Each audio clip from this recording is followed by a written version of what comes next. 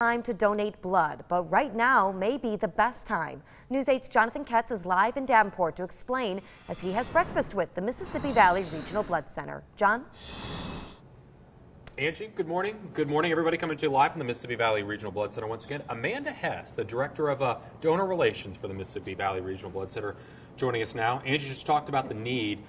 You guys were in need of at least universal blood donors, correct?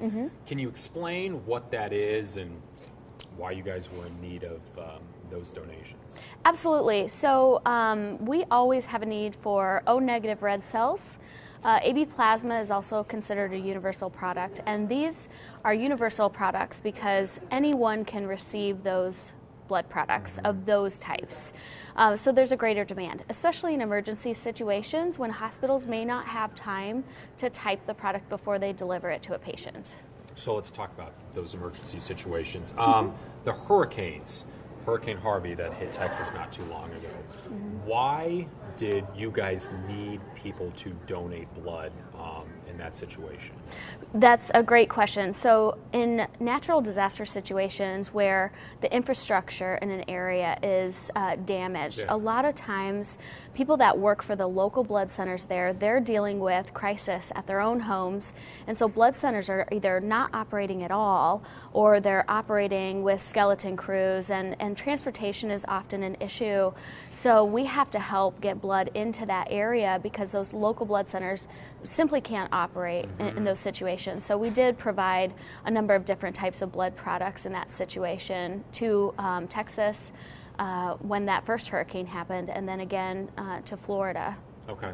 So yeah, if there's flooding or damage to the blood center, people can't go donate there, can they? No, they can't, and recovery then becomes difficult. So in those disaster situations, there's often a more prolonged need for blood and support from outside the region.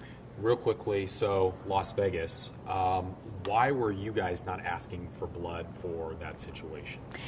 Great question. In that situation, the local blood center was able to handle the needs of the local patient population because they already had blood on the shelf and they were up and operational during that time frame.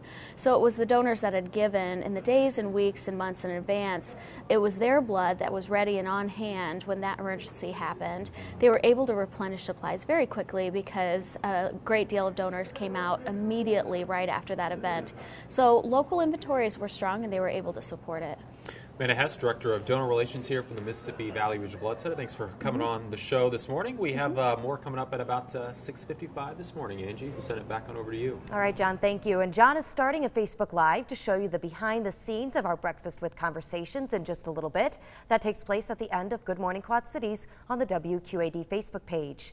And if you love Halloween, circle November 17th on your calendar.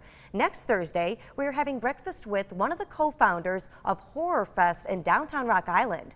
We're going to tell you all about the event and have that conversation at Skellington Manor. You can submit any questions you have right now at WQAD.com. Just type breakfast in the search box.